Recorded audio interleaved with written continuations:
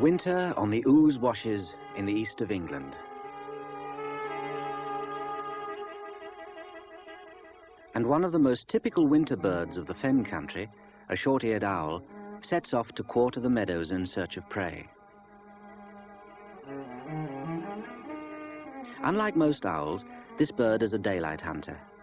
Its favorite prey is the short-tailed vole, but it takes other small mammals and also small birds.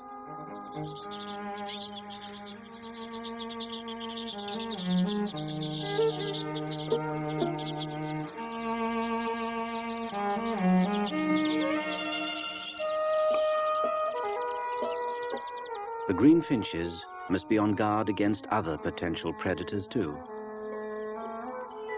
like this hen harrier.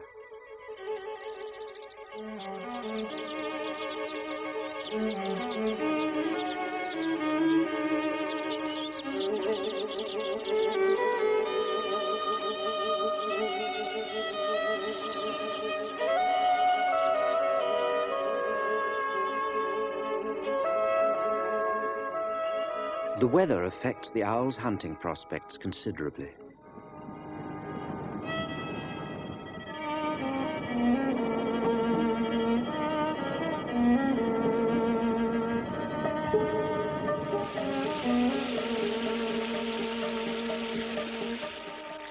Floods are common in winter and even in springtime, reducing the habitat available to the small mammals on which the owl feeds. Some will be drowned, while others move to higher and drier spots, like this short-tailed vole. Some owls move away, but others remain and perhaps briefly enjoy a short-lived concentration of prey. There are other hunters too, like this stoat in his winter coat of ermine. The stoat has been successful this time, but for this short-eared owl, the hunt goes on.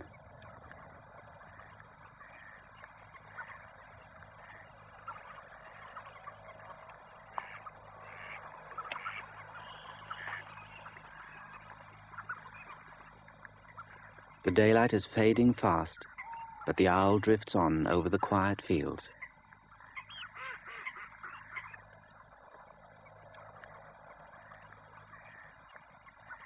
Winter is almost over.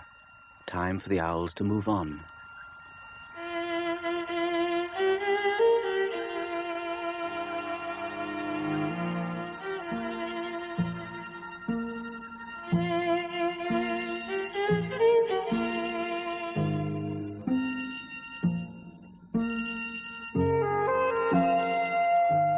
An area of young conifer plantation and moorland edge in southern Scotland. Classic short-eared owl nesting and hunting habitat in open country where several pairs may nest in years when conditions are right.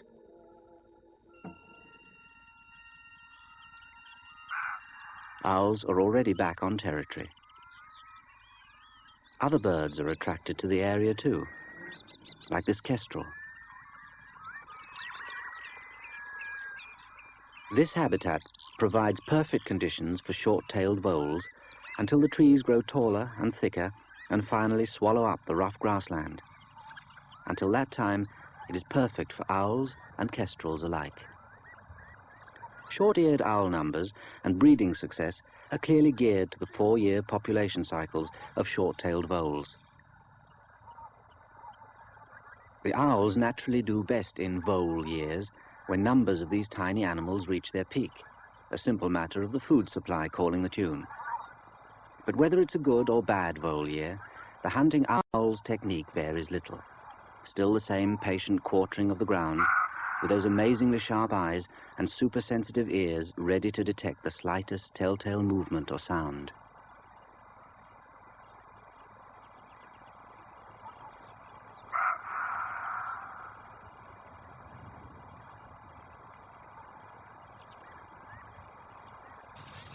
For the short-tailed vole, survival must depend on using its own senses to the full and being constantly alert.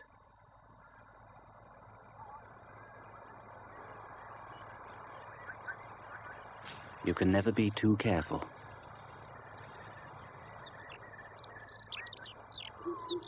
The owls have other things on their minds apart from food at this time of year. A male displays high overhead, while his partner looks on from below. A passing neighbor, who might after all be a potential rival, is tackled in mid-air by the owner of this particular patch of ground.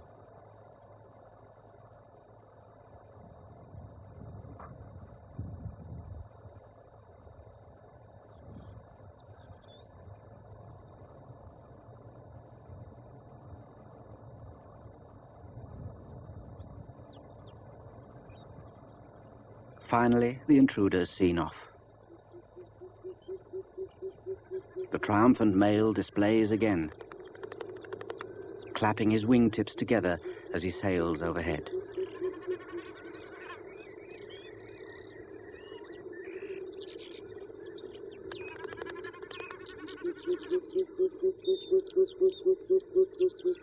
The pair are now established in their territory and can get down to the serious business of raising a family.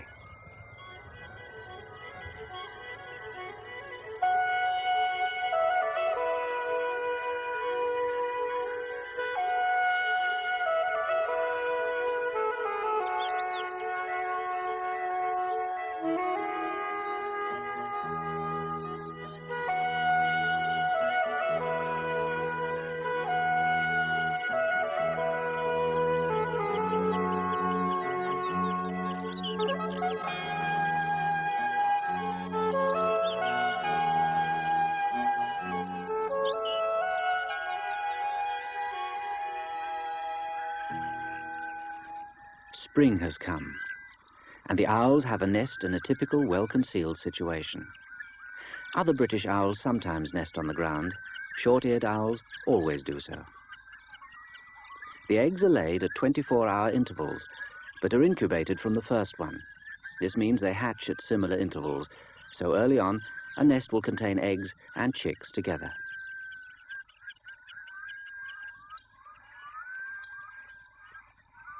At this stage, the female remains at the nest, while the male hunts for the whole family.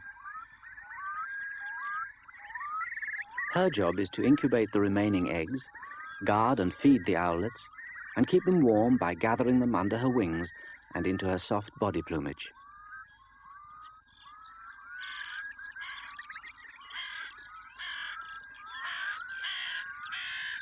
Crows are potential trouble to nesting birds, even short-eared owls. But the ever-watchful male has seen this one coming and soon sets off after him.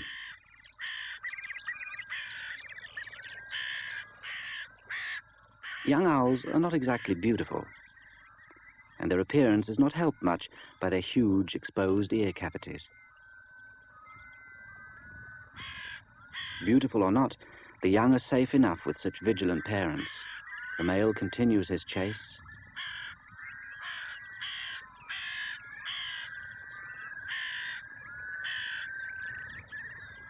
Sees off the crow and can relax again. As the day draws to its close and the owls settle down, other creatures make their appearance. Roe deer.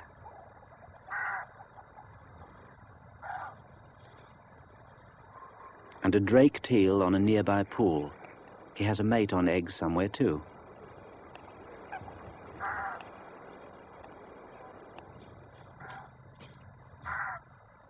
Roe deer have no real natural predators to fear after dark. But the teal moves on as a tawny owl comes by.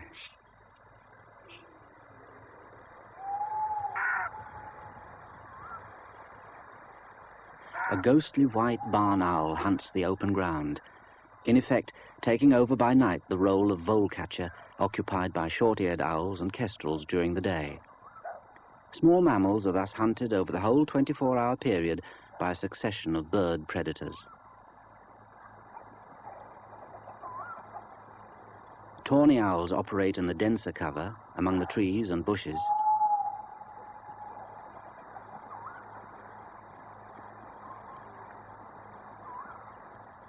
Mice and voles are just as much at risk here as out on the open grassland and moorland.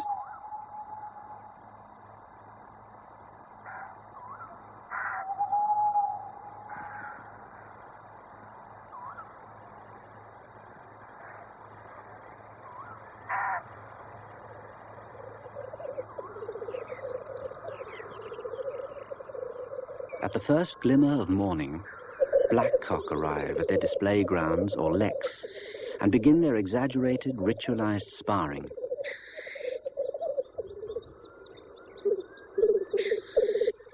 Soon they begin feeding. Their habit of eating the fresh tips of young, growing conifers doesn't exactly endear them to foresters.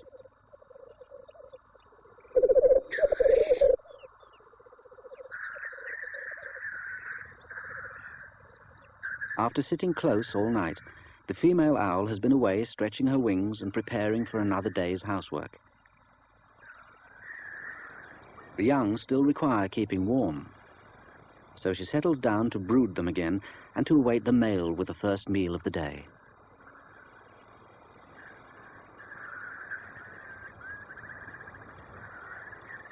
These early morning feeds are particularly important to the hungry owlets. Several voles may be brought to the nest in quick succession. This explains why the male owl is especially active during the first few hours after sunrise. There will be a lull in his hunting during the middle of the day and another peak of activity in the evening.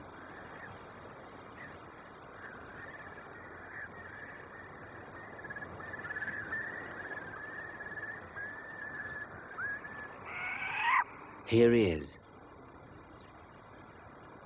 At last. He's brought in his first catch of the day.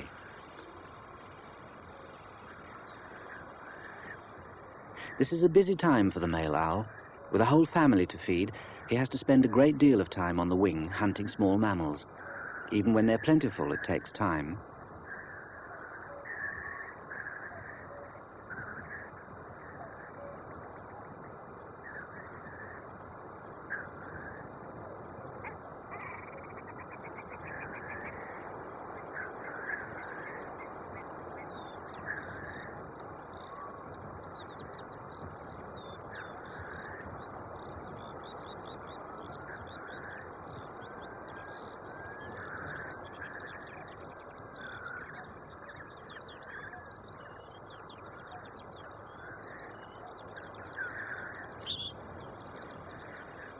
Perhaps he's been lucky this time.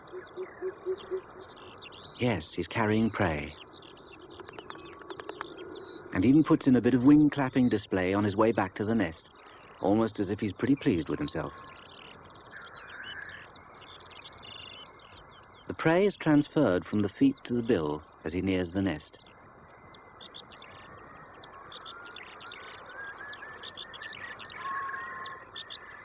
He wastes no time in delivering it to the family before going on his way again.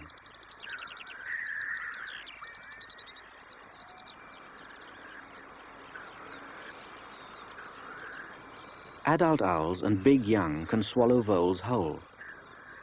But at this stage, the female has to break up the prey into manageable portions and feed it to the small owlets.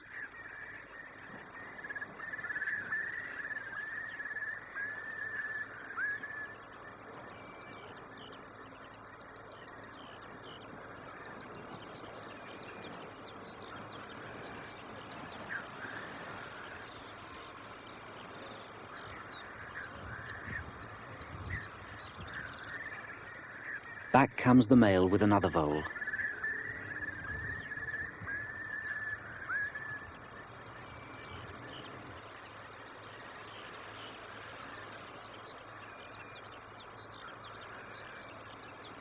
One big owlet has managed to swallow his meal whole. That should keep him happy for a while at least. Not all the voles are eaten right away, and some owls actually keep a larder, which comes in handy when there are so many hungry youngsters about.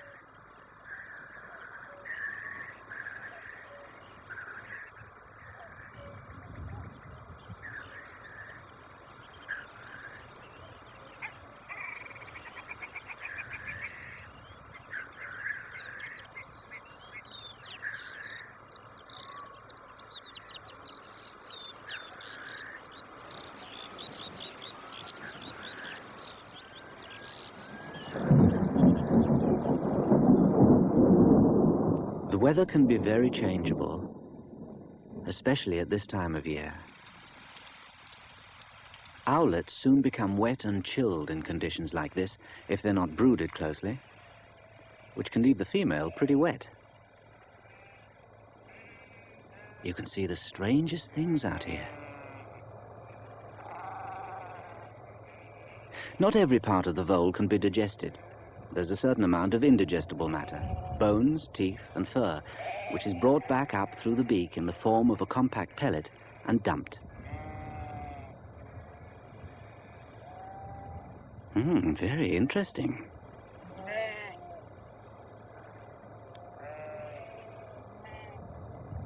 The season advances. And before long, the owlets, some of them still quite small and defenseless, begin to wander out of the nest and scatter in the surrounding vegetation. Even a pair of short-eared owls are no match for some of their natural enemies. A determined fox, for example. So there is a safety factor here. Some owlets have a good chance of survival during a raid if the whole family is not concentrated in one place.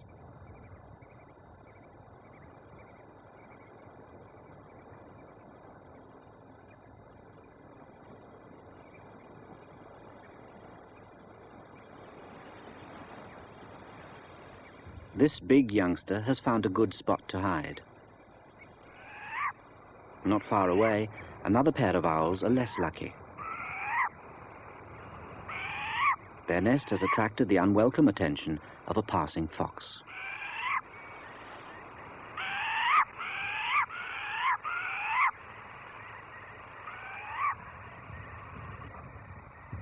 This pair started later and still have eggs. And even though the fox hasn't eaten all of them, that's the end of this nest.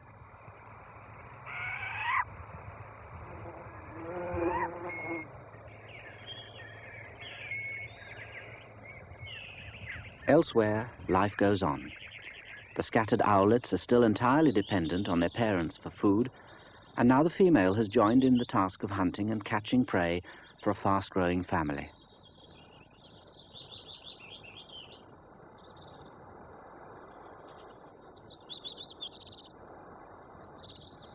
By now, the biggest young owls are quite capable of dealing with most prey the adults bring them. This has been a good vole year, and hunting has been productive and relatively easy for the old birds, meaning plenty of eggs laid, with plenty of young reared, and more importantly, surviving. Summer is well underway.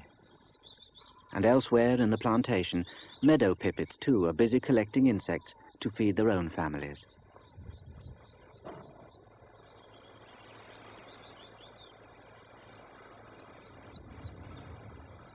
They too nest on the ground, usually in very well concealed positions. There are no pellets here, just droppings, removed neatly in their transparent coating. By now, the biggest owlets can almost fly, and copy their parents by sitting out on fences and exposed perches.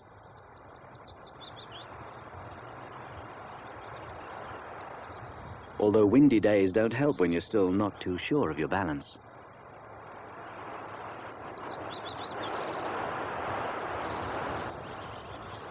But a slight loss of dignity is all part of learning and growing up. Before long, he'll be as steady and as strong on the wing as his parents.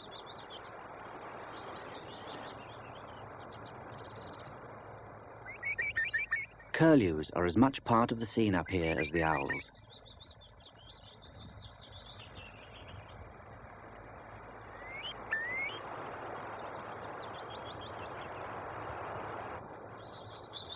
This is a fairly late nest, still with eggs.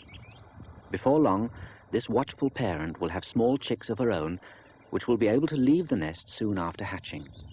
A tricky time, as they could end up as meals for the owls.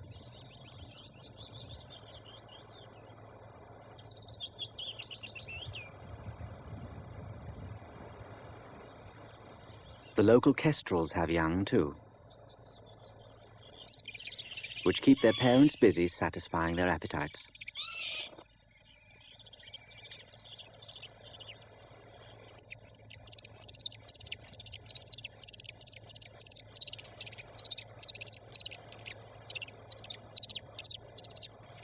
The short-tailed vole is generally the favorite prey species in this habitat.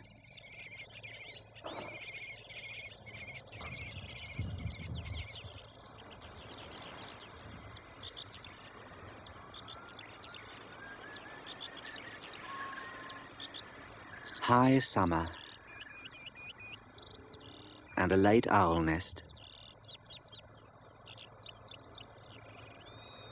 with small young well behind the other family. It will be early autumn before these owlets are on the wing.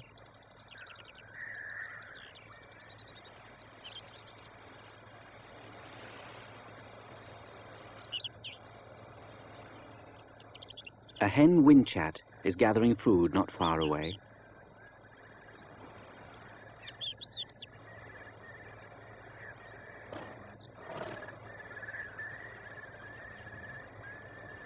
With the cock playing his part too.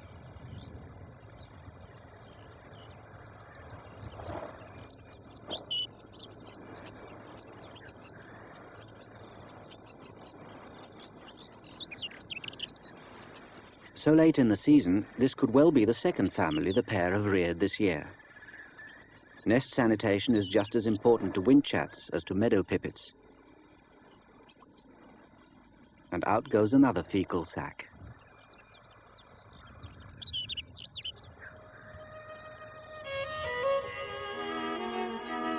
Late summer sees the end of the cycle for most of the owls. Scores of voles have been eaten by adult owls and fed to their young, not to mention those taken by kestrels and assorted other predators. But the survivors remain to overwinter in the vole cities and covered runways in the deep grass, ready to breed again and increase their numbers next year. For a while, until the conifers swamp the area, there will be voles and short-eared owls to feed on them. After that, well, there are always new young plantations somewhere else. For now, a few old pellets and an empty nest site are all that remain to remind us that the owls were here. And the now quiet moorland edge is left to the wind and the rain.